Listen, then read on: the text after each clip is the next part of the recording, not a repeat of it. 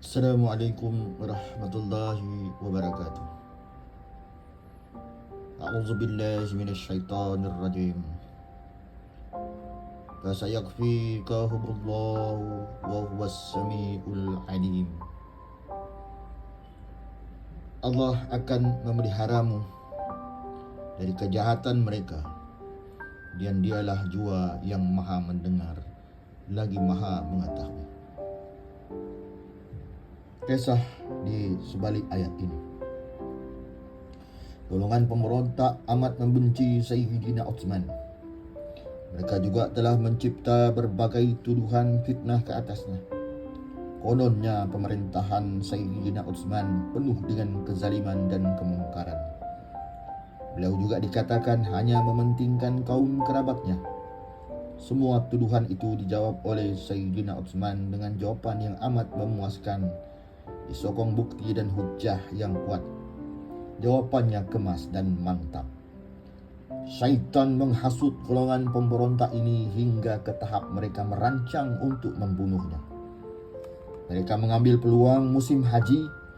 Kebanyakan sahabat tiada di Madinah. Mereka pergi ke Makkah menunaikan haji. Sebilangan kecil sahaja sahabat yang tidak keluar menunaikan haji. Selain itu, sikap Sayyidina Utsman tidak mahu orang lain mempertahankannya. Jika dia diserang nanti, menambahkan lagi kegembiraan puak jahat itu. Sayyidina Utsman tidak mahu berlaku pertumpahan darah kaum muslimin semata-mata untuk menyelamatkan dirinya. Beliau juga merindui syahid seperti yang telah dijanjikan Rasulullah untuknya. Kumpulan jahat itu didalangi oleh seorang lelaki celaka bernama Abdullah bin Sabah. Orang ini berketurunan Yahudi dan merupakan pengasas ajaran Syiah. Rumah Sayyidina Utsman dikepung beberapa hari. Pada malam terakhir rumahnya dikepung, yaitu malam Jumaat, beliau tertidur dan mendapat mimpi yang sangat indah. Di pagi hari, beliau menceritakan mimpi itu kepada keluarganya dan beberapa orang sahabat yang ada bersama di rumahnya. Beliau berkata, "Hari ini mereka akan membunuhku. Semalam aku bermimpi melihat Rasulullah SAW, Abu Bakar dan Umar pun ada bersama baginda. Baginda bersabda kepadaku, 'Wahai Utsman, mari berbuka puasa bersama kami.' Oleh itu, Utsman pun berpuasa sunat, dan memang benar beliau dibunuh pada hari itu." Golongan pemberontak bertindak ganas merempuh masuk ke kawasan rumah Sayyidina Utsman. Lantas bangunlah beberapa orang sahabat dan tabi'in bagi menyekat kemarahan mereka. Antaranya Al-Hasan bin Ali, Abdullah bin Zubair, Muhammad bin Talha, Marwan bin Hakam, Said bin Al-Ash, dan beberapa orang hamba Sayyidina Utsman sendiri. Maka berlakulah peperangan antara pembela Sayyidina Utsman dan kumpulan pemberontak. Keadaan menjadi semakin gawat. Sayyidina Utsman melarang mereka dari terus berperang membelanya. Beliau berkata, Allah, kamu tidak perlu menolongku." Namun, mereka tetap mempertahankan keselamatan Sayyidina Utsman. Hamba-hamba Sayyidina Utsman juga turut menentang pemberontak. Melihat keadaan begitu, Sayyidina Utsman menjanjikan kemerdekaan kepada mereka yang berhenti berperang dengan pemberontak. Beliau berkata, "Siapa yang mengangkat tangan daripada mereka itu, aku akan memerdekakannya."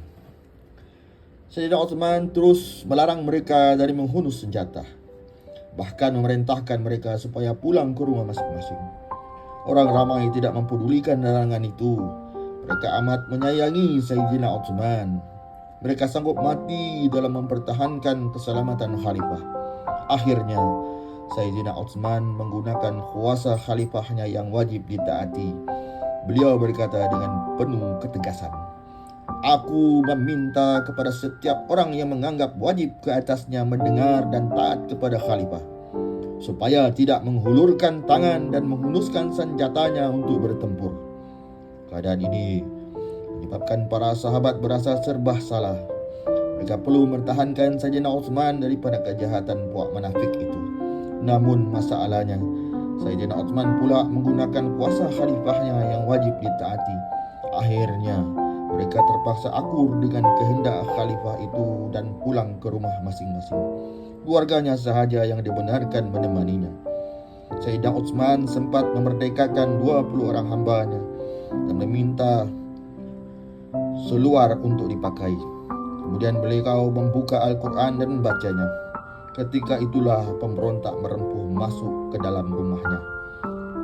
Salah seorang pemberontak yang dikenali sebagai Al-Mautul Aswad tindak mencekik Sayyidina Utsman yang sedang membaca Al-Quran tanpa belas kasihan. Kemudian lelaki ini menghayunkan pedangnya dan ditepis oleh Sayyidina Utsman hingga putus pergelangan tangannya. Kemudian mereka terus membunuhnya. Darahnya memercik ke arah Al-Quran dan yang ada di hadapannya dan menitis ke ayat yang telah dibacakan tadi. Istri Sayyidina Utsman, yaitu Nailah binti Al-Hurafasoh, yang cuba mempertahankan suaminya juga dipotong jarinya. Peristiwa menyayat hati ini berlaku pada Jumat 18 Zulhijjah tahun 35 Hijrah. Beliau menghembus nafas terakhir dalam usia 82 tahun. Semoga Allah mencuri rahmat ke atas rohnya. Al-Fatihah.